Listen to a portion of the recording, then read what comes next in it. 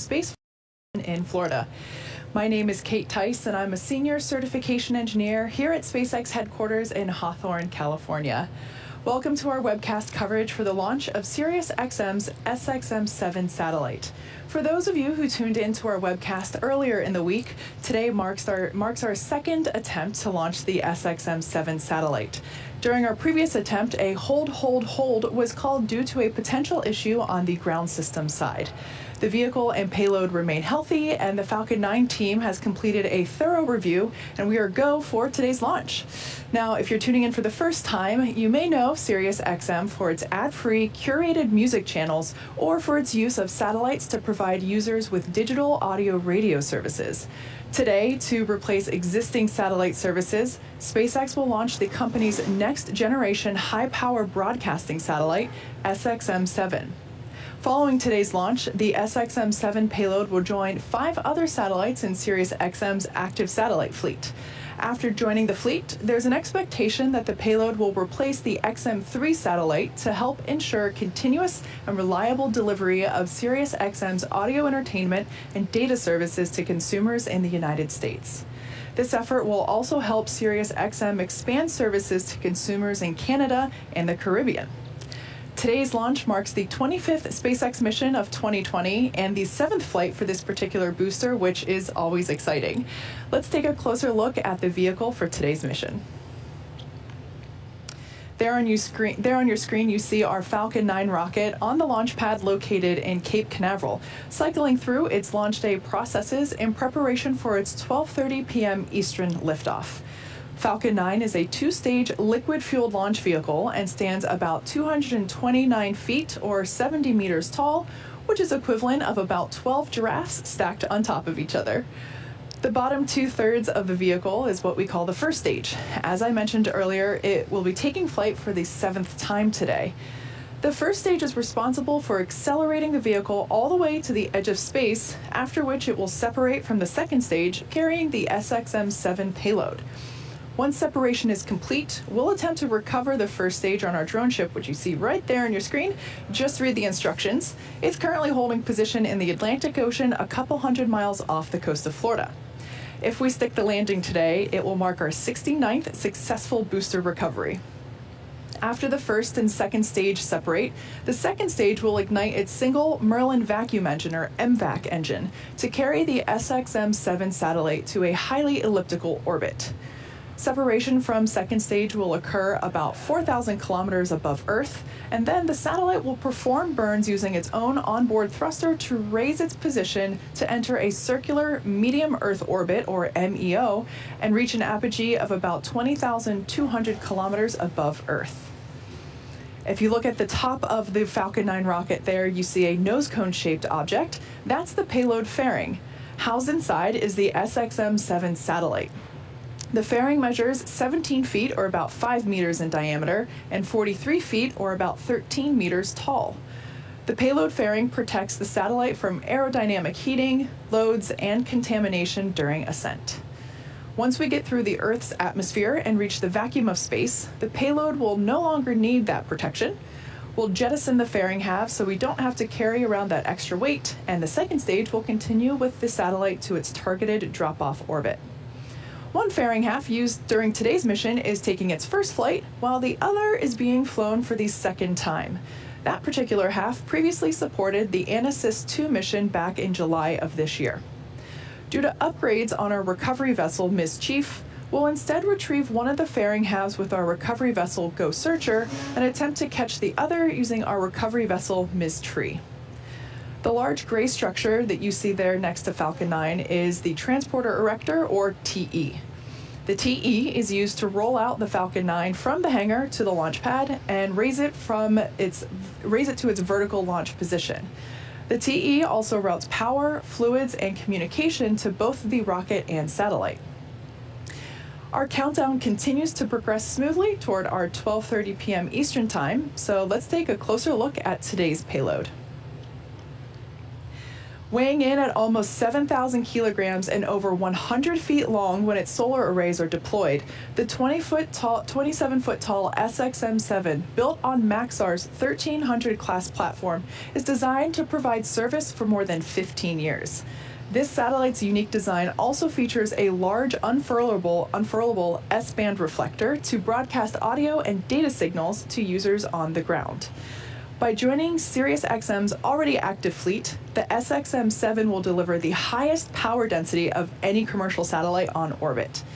This new satellite will send more than 8,000 watts of content to the continental United States, Canada, Puerto Rico, and the Caribbean, which in turn provides users with a better signal quality and broader reach.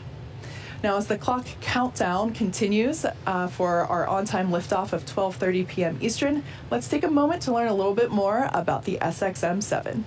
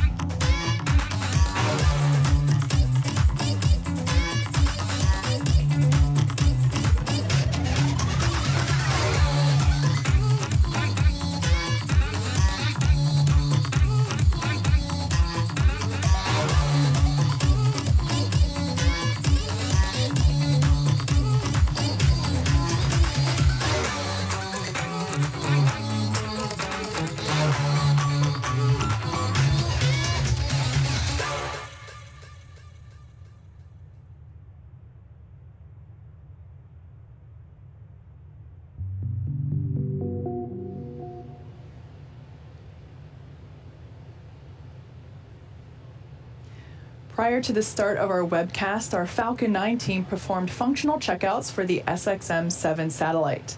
At T-minus 38 minutes, the team concluded their electronic go, no-go poll and gave the OK to proceed into propellant load and launch. To keep the propellant on both stages of the vehicle cooled as much as possible close to launch, the team at Cape Canaveral began that propellant load at T-minus 35 minutes. Since the second stage Merlin engine is very similar to the first stage engines, both first and second stage engines get to use the same propellant. Our fuel is a refined form of kerosene known as Rocket Propellant 1 or RP1, and our oxidizer is super chilled liquid oxygen, LOX. We chill the liquid oxygen to be as cold as we can get it, which allows us to load more LOX and makes it super dense with oxygen molecules. Both of these things give us better performance with the Merlin engines. This also helps us to avoid the need to continue topping LOX up. This also helps us to avoid needing to top off that liquid oxygen to make up for losses due to boiling. At this point in time, both the first and second stages are fully loaded with RP1. The first stage will be complete. Actually, looks like we're approaching completion of load of LOX on first stage, and also at this time, liquid oxygen loading is continuing on second stage. The pre-valves between the first stage engines and the propellant tanks are open. At T-minus 7 minutes, we performed what is called engine chill. This is where we cool the turbo pumps in order to avoid thermal shocks when we start those turbo pumps up at T-minus 2 seconds in order to light the Merlin engines. At this point, we're also loading helium into storage vessels on the first and second stages. And you can see on your screen there, the cradle around the fairing has just moved a little bit, retracting and making way for launch. During flight, as I mentioned, we're loading helium into the first and second stages. During flight, we'll pass that cold helium through the heat exchangers on the Merlin engines. The heat of the gas generator exhaust turns that cold helium into hot helium, therefore expanding it. And that expanded helium gas is then used to fill the empty volume in the propellant tanks caused by the engine pumps pulling the propellant out of the stages.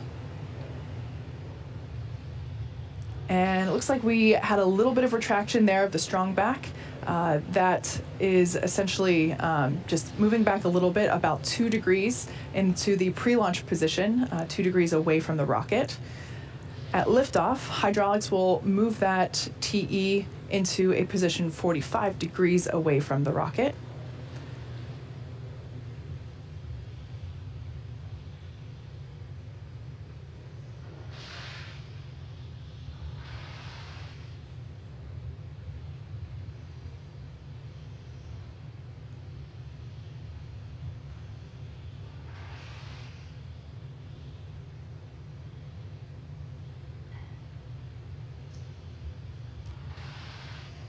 At this point in time, the first stage propellant loading is complete for LOX and fuel.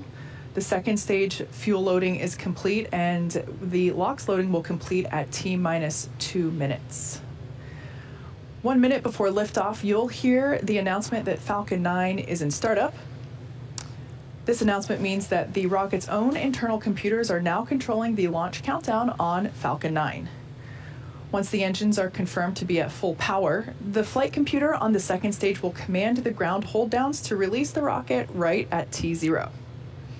The satellite team continues to monitor the status and health of the SXM-7 located inside the fairing on top of the second stage. All systems continue to be go on the satellite. As of right now, as we just passed through the T-minus 2 minute mark, where everything appears to be on track for an on-time launch today.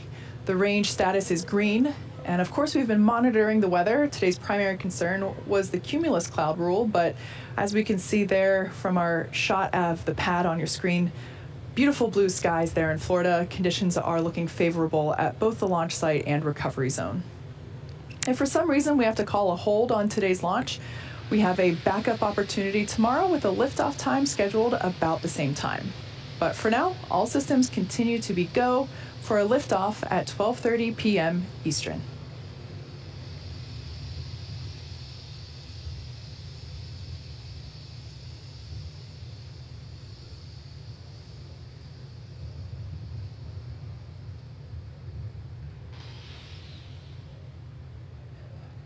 F9's in startup. So there we heard the call out. F9 is in startup, meaning that the flight computers have taken control of the launch countdown for Falcon 9. First and second stages are beginning to pressurize for launch. The white clouds that you see there is just... LD is go for launch. There we heard the final call. LD is go for launch.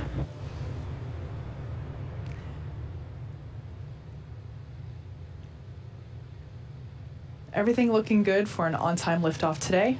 Let's listen in on the final seconds of the countdown. T-minus 15 seconds. 10, 9, 8, 7, 6, 5, 4, 3, 2, 1, 0. Ignition, and we have liftoff.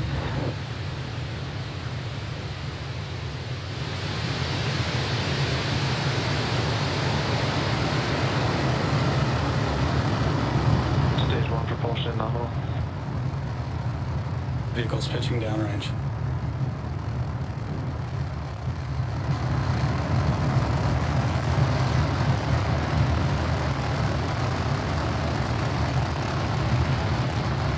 We're now 30 seconds into flight, and Falcon 9 is preparing to pass through max Q, which will happen at T+1 minute and 12 seconds.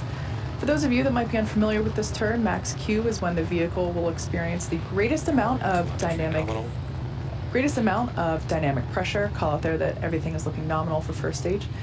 To prepare for max Q, we throttle the engines down and then back up about 20 seconds later. And this helps ensure that we keep those dynamic pressures below a certain level. Falcon 9 is supersonic.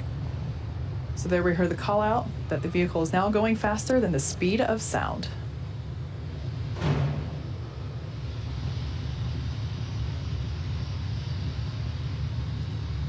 Vehicle is experiencing maximum dynamic pressure. So there we heard the call out that the vehicle is passing through max Q.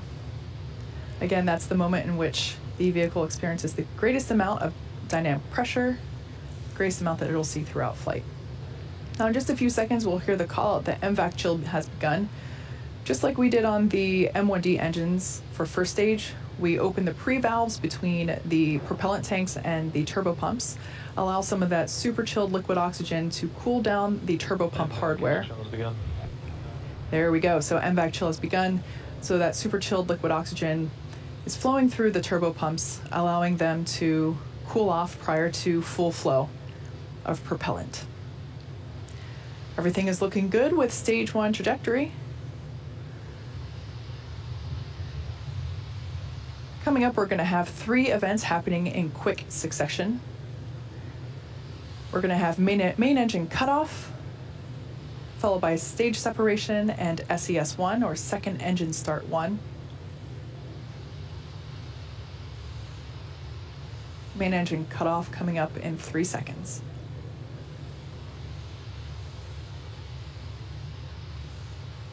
And Miko.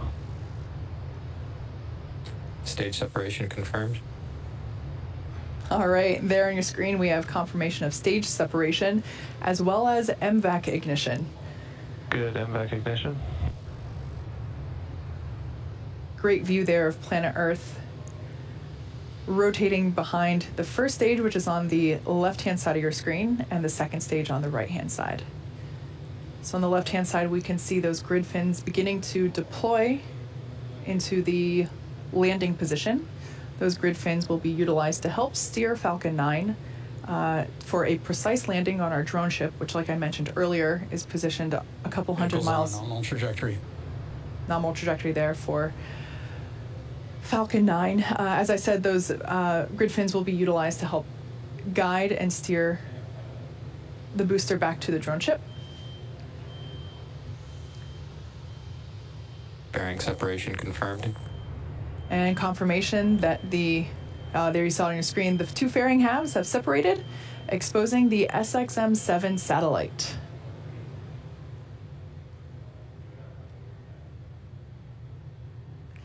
If you look closely, you can actually see the fairing disappearing from view in the background there. Currently at T plus 4 minutes and 3 seconds into flight, and we're performing the first of 2 planned Mvac burns. At stage separation, the first stage's velocity is about 2,200 meters per second, or 5,000 meters per hour. Pretty fast. Once the first and second stages separate, that first stage is actually still moving at such a high velocity that it continues to raise its altitude as it coasts for a couple of minutes prior to starting its downward return back to Earth. Acquisition of signal, Bermuda. The next major milestone that we'll be able to see will be that first stage entry burn. For the entry burn, we relight the center engine, which we call E9, and then partway through the transition back through the Earth's atmosphere, we relight 2 more Merlin M1D engines, E1 and E5, to give us a total of 3 M1Ds, helping to slow the vehicle down as it passes back into the Earth's atmosphere. We're expecting that entry burn to begin in about 1 minute.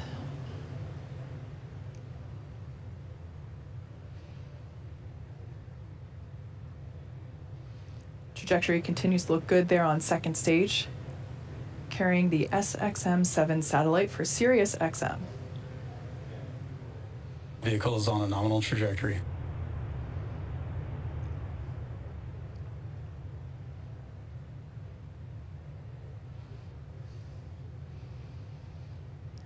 Gorgeous views of first stage as it has now reoriented itself, coasting through apogee and now returning back down. As I mentioned, we will be performing 2 maneuvers for that landing. First, entry burn coming up in about 10 seconds, followed of course by the landing burn on the drone ship. Stage 1 FTS is saved. First stage is currently about 50 miles above the Earth's surface. Stage 1 entry burn has started. There we can see that the entry burn has begun on the left-hand side of your screen for that first stage re-entry. Again, we start by igniting the center engine first and then reignite 2 more engines to give us a total of 3 engines, allowing us to slow the vehicle down as it re-enters the Earth's atmosphere. Entry burn, shut down. And shutdown of those 3 engines for entry burn.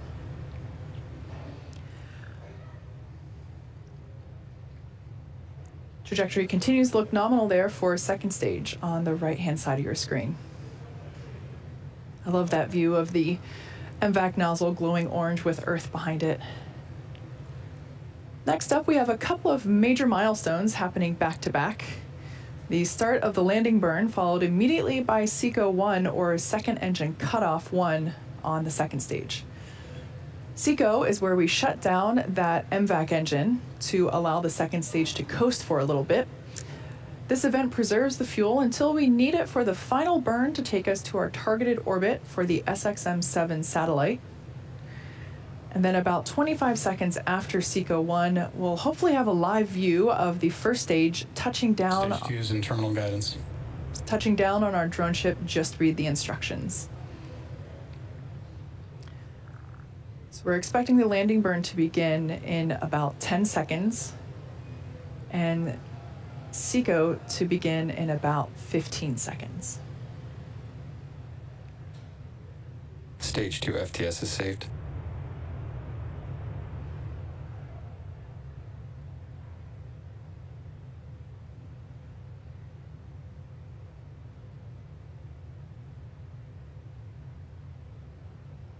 Everything continued to looking nominal. And there we heard the call out of SECO. And tuning in for that landing on the left-hand side. Hopefully we stick it.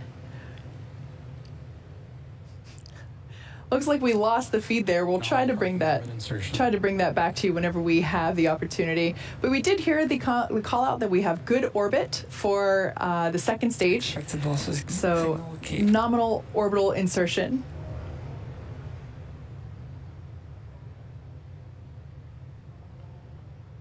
Stage 1 is landed. Landing operators proceed into 11.100 on recovery 1.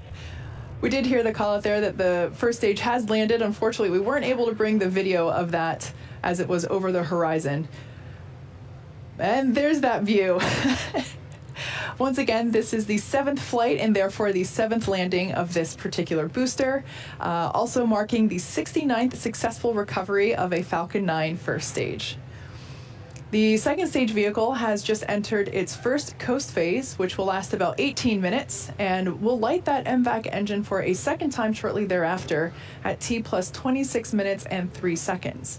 We're going to take a break here, and as always, if you're interested in keeping an eye on that second stage throughout its coast phase, we'll leave you with an animation. See you back here at T plus 25 minutes.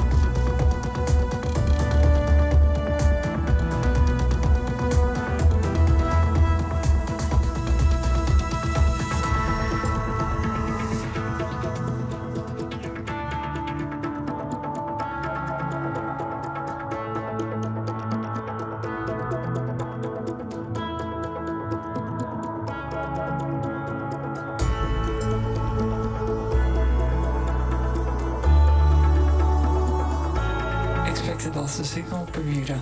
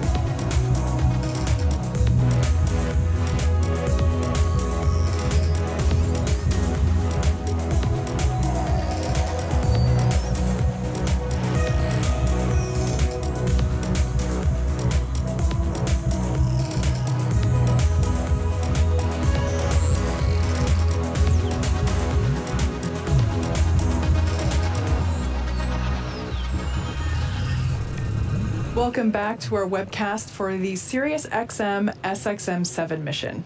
To recap what's happened so far this afternoon, we had a smooth liftoff at 12:30 p.m. Eastern. 2.5 minutes later, our first and second stages successfully separated.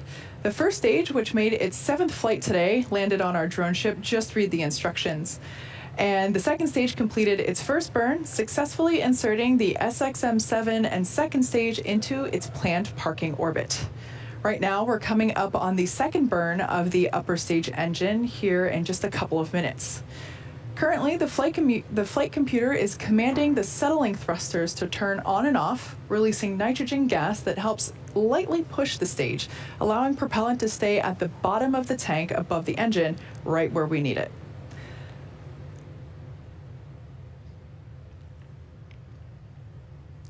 We're expecting that second engine start 2 to occur in a couple of seconds.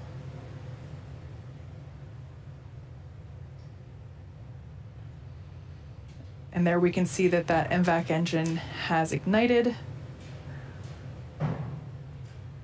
and the nozzle beginning to turn a lovely orange. At this point in time, the second stage will burn for about 45 seconds, adding over 2,000 meters per second to the second stage's speed before shutting it down for a second time. That shutdown event is called SECO 2, or Second Engine Cutoff Number 2.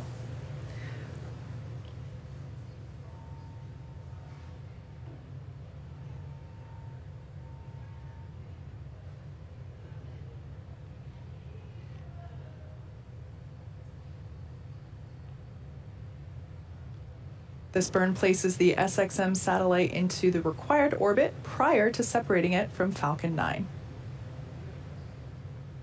And we had confirmation that we have a good burn. Nominal orbit insertion. And nominal orbit for that second stage. As a reminder for those tuning in, the SXM-7 satellite is still attached to the Falcon 9 second stage. That second stage is now going to start a slow spin, which will help stabilize the SXM-7 satellite when it's released. This transition will take about 5 minutes, with satellite separation at approximately T+31 minutes and 38 seconds. While we'll wait for the satellite to get closer to its final destination, we'll pause commentary for now during this quick coast phase, but we'll come back in just before separation takes place in about 3 minutes. So we'll be back here at T+30 minutes. Stay tuned.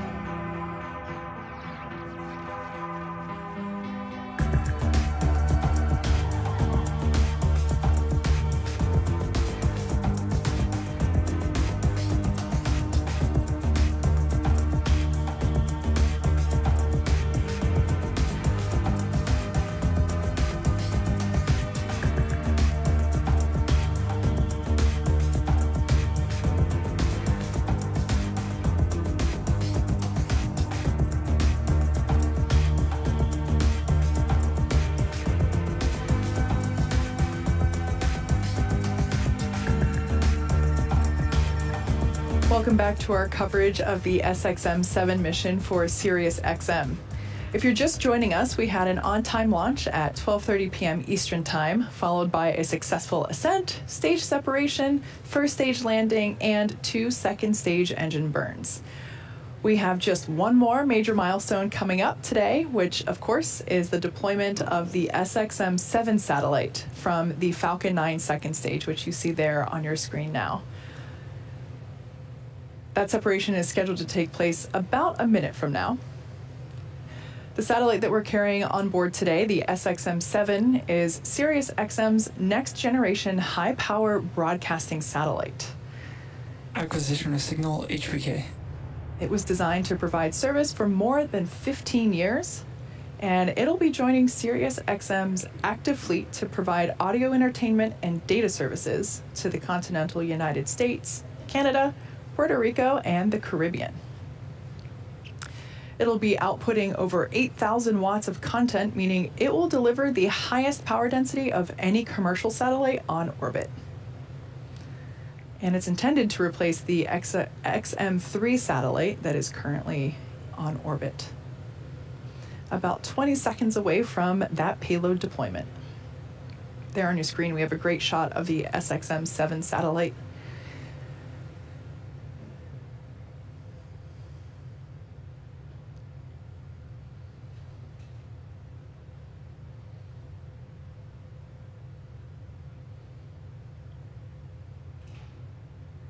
Payload separation confirmed. And there on your screen, we can see that the payload has separated. We've received confirmation of that successful separation of the SXM-7 satellite from our second stage, which will be bringing our webcast today to a close. Thank you to Sirius XM for entrusting us with the SXM-7 satellite. This mission marked the 7th launch and landing for this particular Falcon 9 booster, SpaceX's 69th successful booster landing, and despite a crazy 2020, our 25th launch this year. To the range and FAA, we appreciate having your support for today's mission. And to all of our viewers, as always, thank you for joining us and have a great day.